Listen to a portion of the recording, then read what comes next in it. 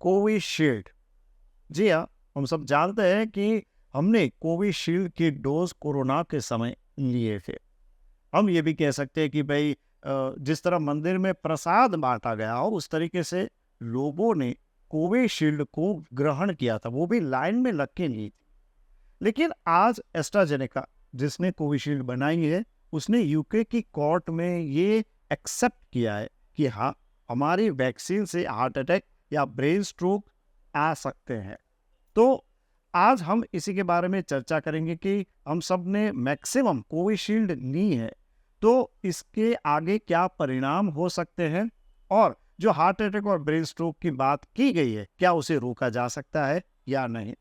हमारे साथ जाने-माने neurologist doctor Jitendra Singh जुड़ गए हैं।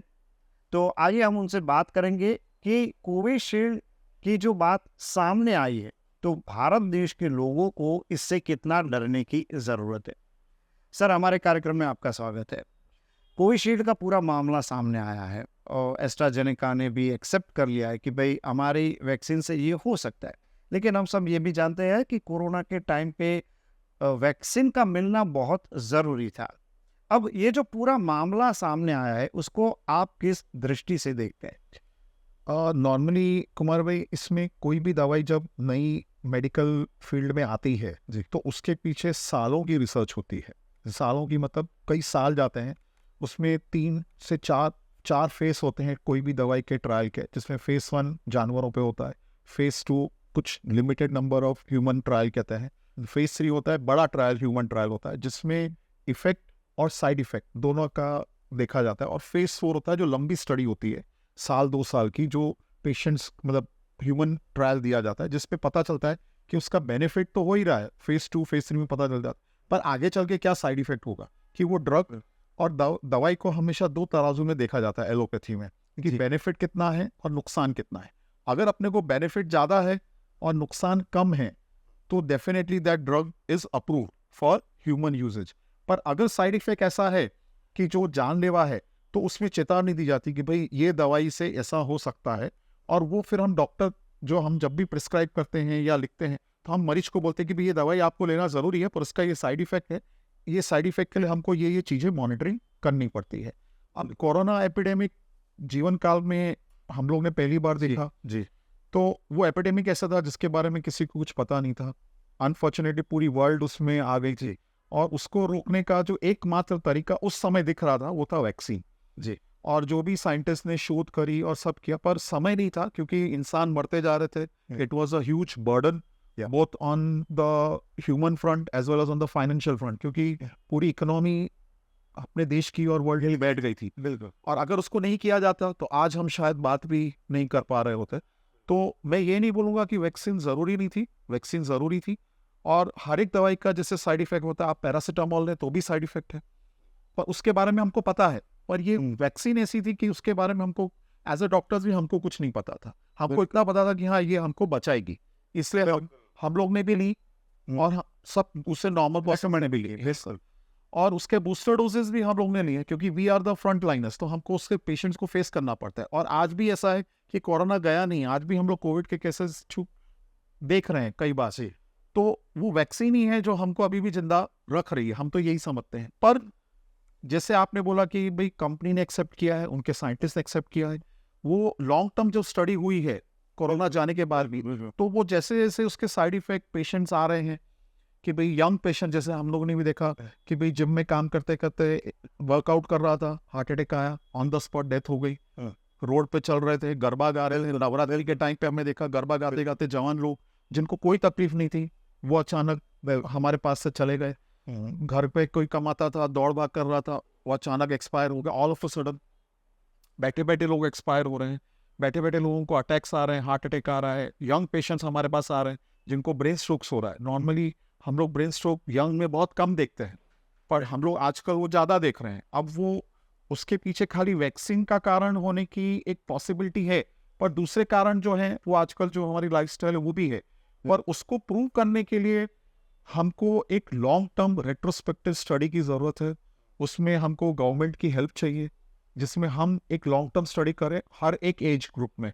मतलब जो हमने अपने बच्चों को भी दिलाई है वैक्सीन, बिल्कुल, मतलब 10 साल से लेके 20 साल के बच्चों में हम स्टडी करें, 20 से 40 में करें, 40 से 50 और 50 से 60 और 60 के ऊपर, कि जिनको कोई बीमारी है उनको और जिनको कोई बीमारी नहीं है उनमें भी, ताकि ये स्टडी से हमको पता चले कि भी हाँ ये रियली दवाई वैक्सीन की वजह से है या कोरोना की वजह से। कि कोरोना की वजह से है या फिर कोई दूसरे कारण है जिसको हम लोग एज अ साइंटिस्ट अभी पकड़ नहीं पाए हैं। सर ये जो आपने बात बताई, आईसीएमआर का हाल ही में एक निवेदन आया है कि भाई ये जो वैक्सीन है उसको आईसीएमआर ने क्लीन चिट दे दी है कि भाई वैक्सीन की वजह से कुछ नहीं है, जो कुछ हुआ है वो कोरोना डिजीज की वजह से हार्ट अटैक या ब्रेन स्ट्रोक हुए हैं।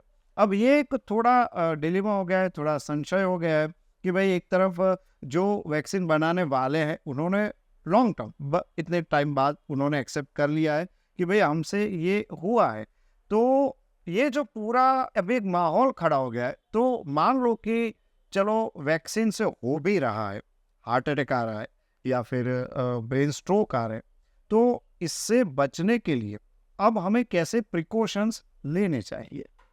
पहली चीज हमने कुमार भाई ये देखा था कि जिन लोगों को कोरोना हुआ है, मतलब या तो एसिम्प्टोमेटिक कोविड हुआ है या सिम्प्टोमेटिक कोविड हुआ है। एसिम्प्टोमेटिक कोविड मतलब कि जिनको थोड़े बहुत लक्षण आए पर दवाई की जरूरत नहीं पड़ी, घर पे आराम से और पैरासिटामोल लेके ठीक हो गए। और सिम्प्टोमेटिक की जिन लोगों को दवाई की भी जरूरत पड़ी, ऑक्सीजन की जरूरत पड़ी, हॉस्पिटल की जरूरत पड़ी, स्टीरॉयड देना पड़ा, रेमडेसिविर और बहुत अलग अलग दवाइयाँ वो भी देनी पड़ी।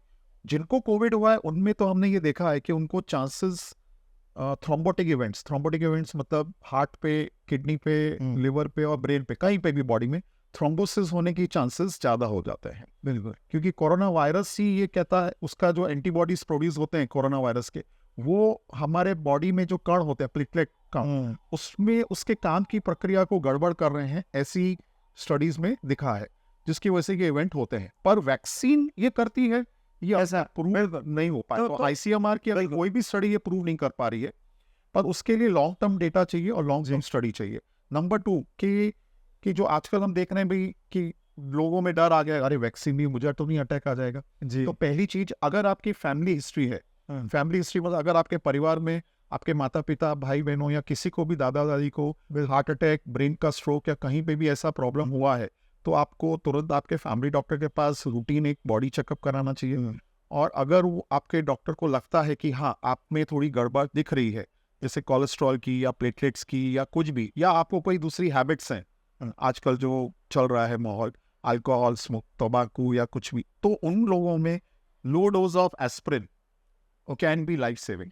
ओके, अच्छा सर, ये जो अभी बात निकली है टीटीएस करके कोई डिजीज सामने आया, क्या है टीटीएस, इसके बारे में जरा बताइए। टीटीएस का फुल फॉर्म में थ्रोम्बोटिक थ्रोम्बोसाइटोपेनिक सिंड्रोम जी। मतलब थ्रोम्बोटिक मतलब कि खून को गाढ़ा होना, थ्रोम्बोसाइटोपेनिया मतलब जो मैंने अभी बताया प्लेटलेट काउंट। हमारे शरीर के अंदर जो खून घूमता है 5 लीटर, उसमें 3 प्रकार के कण होते हैं। एक रेड ब्लड सेल्स जो खून को लाल करते हैं जी। एक व्हाइट ब्लड सेल्स जो हमारी बॉडी में इम्यूनिटी मतलब रोग प्रतिकारक शक्ति को देते हैं, और तीसरे होते हैं प्लेटलेट काउंट जो खून को गाढ़ा करना या पतला करना। जैसे हमको चोट लगती है तो तुरंत खून वहां जम जाता है दबाने से, तो इसका मतलब कि खून गाढ़ा कर रहा है। तो बॉडी की ये प्रोटेक्टिव मैकेनिज्म है कि खून को भाव को बाहर नहीं जाने देती है, उसको बचाती है।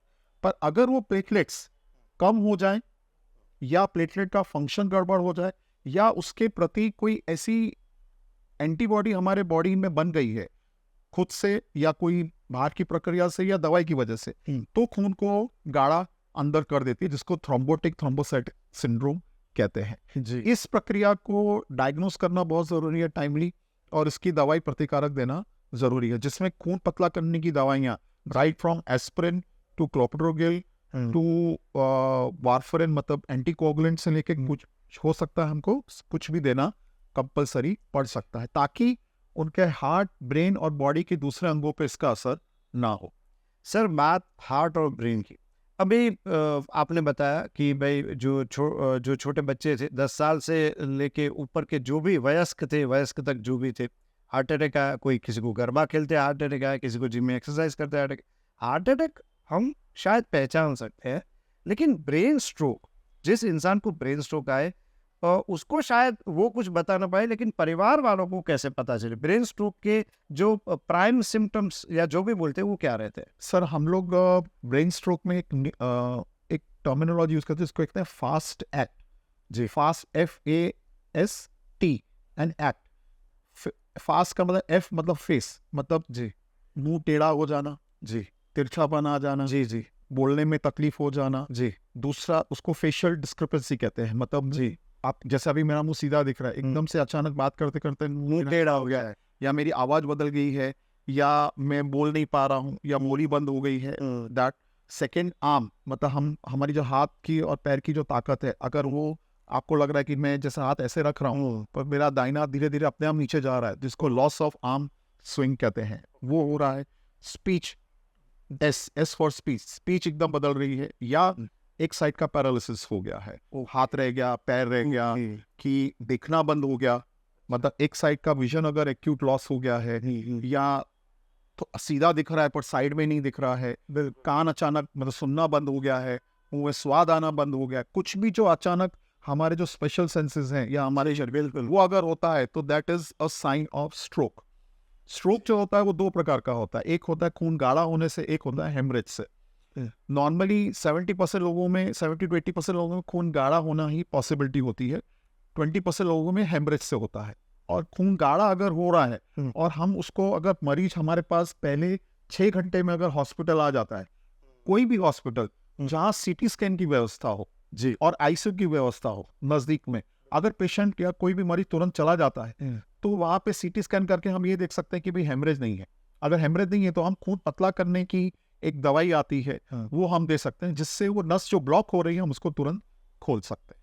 इसको हम लोग थ्रोम्बोलिसिस प्रोसेस कहते हैं। जी, बिल्कुल। तो ये एक पूरा उसको जो बेसिक सिम्पटम है वो तो आपने बोला लोगों को समझना ज़रूरी है, लेकिन तुरंत ही डॉक्टर के पास ले जाना, और पर्टिकुलरली आपने जो बहुत अच्छी बात बताई, जहाँ पे CT स्कैन की व्यवस्था हो, ऐसा हॉस्पिटल हो, तो ऐसे जो पेशेंट्स होते हैं उनको जल्दी शायद समय बच जाता है। बिल्कुल, बिल्कुल, समय बच जाता है। अच्छा, और हम लोग जी, इसको, सॉरी, हम लोग इसको कहते हैं टाइम इज न्यूरॉन। ओके। मतलब जितना जल्दी हम एक्ट करेंगे उतने न्यूरॉन्स मतलब ब्रेन सेल्स को बचा सकते हैं, ओके। और वो जितने बचेंगे उतनी रिकवरी फास्ट होती है। अच्छा, तो ये एक गोल्डन पीरियड हुआ। Golden time period. बिल्कुल। सर, आखिर में हमारे दर्शक मित्रों को आप क्या कहना चाहते हैं? सर मैं यही कहूँगा सबको जो सुन रहे हैं हमको, कि भाई आप जो हम वैक्सीन ले चुके हैं अब वो निकाली नहीं जा सकती है, उसके साथ हमको रहना है, तो डरना नहीं है, हमको हमारा रेगुलर बॉडी चेकअप कराना है। अगर आप 40 के ऊपर हैं तो प्लीज़ आपकी लाइफस्टाइल को अच्छा रखें, मतलब अगर आपके एडिक्शंस हैं तो उसको बंद करिए, BP, डायबिटीज़, थायराइड या ऐसी कोई भी अगर दूसरी तकलीफ है तो उसका रेगुलर चेकअप कराते हैं और कंट्रोल रखें। और अगर कोई बीमारी नहीं है तो रेगुलर साल में एक बार जरूर आपका बॉडी चेकअप कराएं आपके फैमिली डॉक्टर से, ताकि वो बीमारी अगर आ रही है तो हम उसको पकड़ सकें, या अगर कुछ भी आपको लगता है लक्षण तो उसको इग्नोर मत करिए, और सेल्फ ट्रीटमेंट मत करें, और गूगल डॉक्टर से ना करें। बिल्कुल सर, आप हमारे साथ जुड़े इसलिए आपका बहुत बहुत धन्यवाद। Thank you. तो ये थे डॉक्टर जितेंद्र सिंह, जो कि बहुत जाने माने न्यूरोलॉजिस्ट है, और बहुत बढ़िया बात उन्होंने बताई कि भाई चलो वैक्सीन ली है, जो भी एक फेज़ होता है वो फेज़ वाइज जो उसका एक जो भी उसकी जांच होती है वो शायद नहीं हो पाई, क्योंकि तब ऐसा था कि भाई जल्दी से वैक्सीन बनना और वैक्सीन लगाना बहुत ज़रूरी है। लेकिन हाल ही में एस्ट्राजेनेका ने जिस तरीके से एक्सेप्ट किया कि भाई इस वैक्सीन से हार्ट अटैक या ब्रेन स्ट्रोक आ सकते हैं, तो इसका मतलब ये कि आपको बहुत ज़्यादा डरने की भी ज़रूरत नहीं है। डॉक्टर साहब ने बताया उस तरीके से आप अपने बॉडी की समय समय पर जांच करवाते रहिए, डॉक्टर से मिलते रहिए, सेल्फ मेडिकेशन बिल्कुल ना करें, और डॉक्टर ने जो दवाई लिखी है उसको रेगुलरली लेते रहिए। कुमार्स बायोस्कोप में हम आगे भी ऐसे ही सब्जेक्ट लेके आते रहेंगे। तब तक आज्ञा दीजिए, नमस्कार।